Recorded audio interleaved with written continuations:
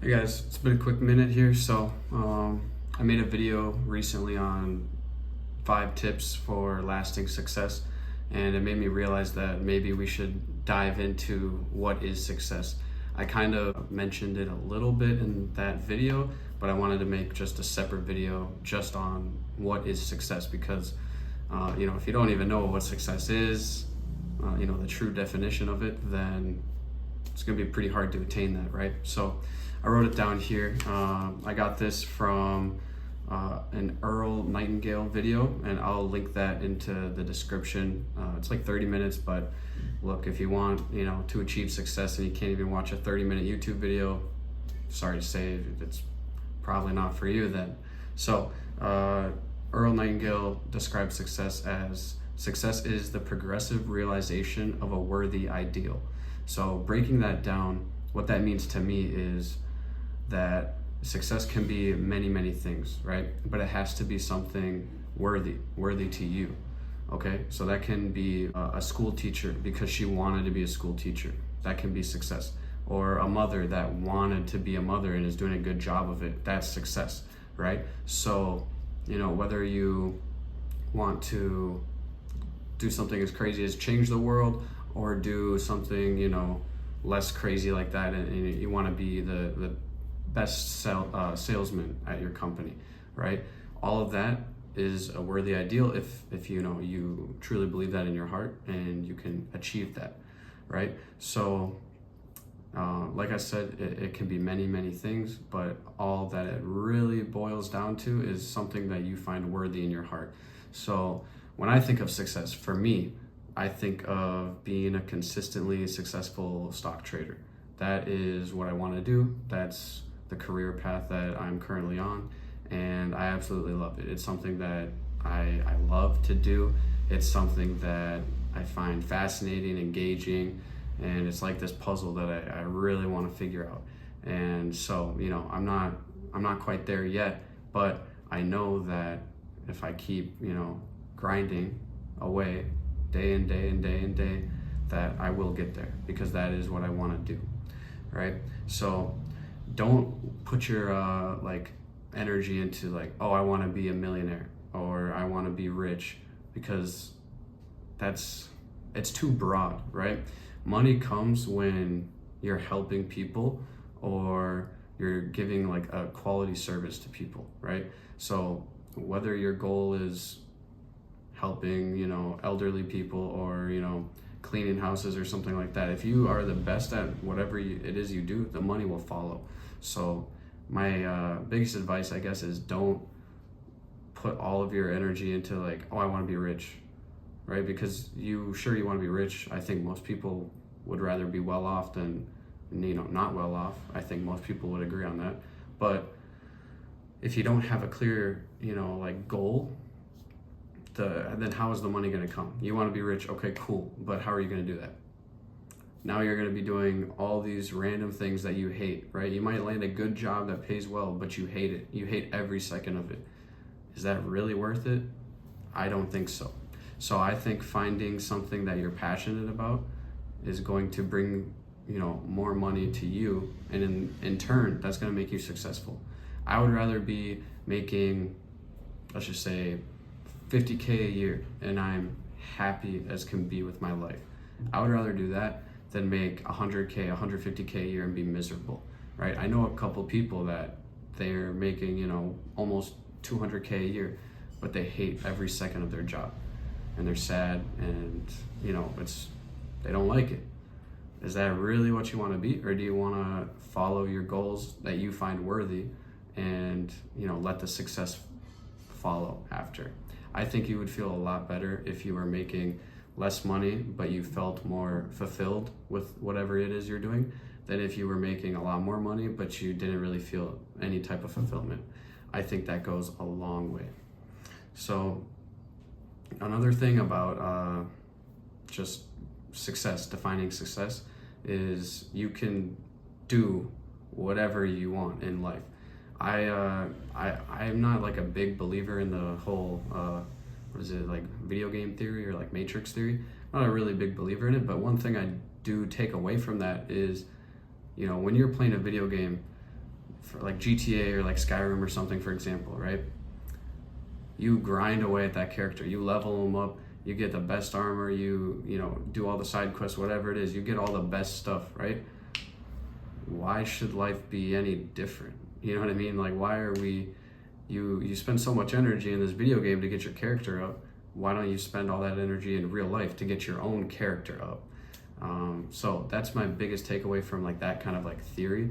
Again, don't believe in it, but I think that is a huge takeaway from that is, you know, if you kind of approach life at like it's a video game, I think you would make a lot of different choices and hopefully more positive choices, right? But yeah, if you, I guess, don't take it as seriously and know that, oh, I need to level up or I need to, you know, grind this side quest, right? I think that is going to help you in the long run.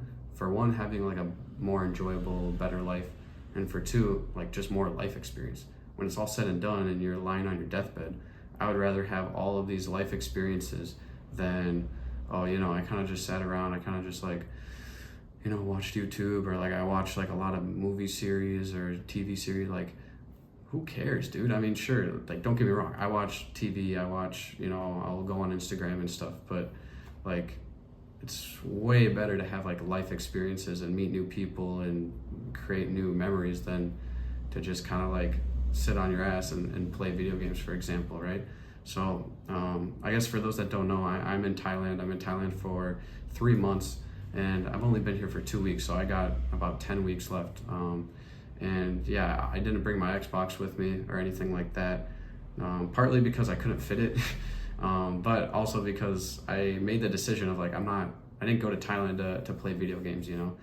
I felt like that would be a waste. And so I've been really enjoying kind of like this detox of like no video games. And yeah, I go on Instagram every once in a while too, but I would say pretty minimal like phone usage as well. And it's been great. I've been just finding stuff to do, going for walks, which is not something I normally do, but when you have the beach 5 minutes from you, it's pretty nice to. So moving on to the next topic, right? Kind of diving back into the 5 tips video, but again, still defining that success is you're gonna have bad and tough days. That's just gonna happen. You're gonna have those bad days where, you know, you get kicked on your ass and, you know, you're pretty sad about it, you're pretty upset about it. But there's one quote that I love. It's actually from the first Batman movie. You know, Bruce, he's like running around, he falls through the well, and his dad comes and gets him. He says, you know, why do we fall? So we can learn to pick ourselves up. And I think that's huge if you want to actually be successful, because, you know, how many times do we fail every single day or every single year? Many times, right? The difference is when you fail or fall, you pick yourself up and you keep going. You don't fall and say, oh, well, okay, shit, I'm giving up on this now. No, you keep going. If it's something, again, worthy to you, where you believe in your heart, this is what you really, really want to do, then all of those failures and you know, tough days, you're going to take that as a lesson. What can I take away from this? What can I learn from this? And how can I use this moving forward to be better? I think that's important, and I think not giving up is a huge, huge, you know, attribute to, you know, be successful. So, last one, if your goal is worth it, you'll know that these failures are part of your success story. So, I'll use myself as an example, right? I am learning how to stock trade and everything like that. And I'm using prop firm accounts because I didn't just have 50 grand lying around to invest my own money. So I'm using these prop firm accounts, and they have for those that don't know, they have a test, right? Of, you know, can I make X amount of money without losing X amount of money? And so me personally, I have lost 12 tests. I have failed 12 accounts. And, you know, there were times where I was like, oh shit, 12 accounts, you know, that they're cheap to get, you know, but even though they're cheap, you know, losing 12 adds up to a considerable amount of money, right?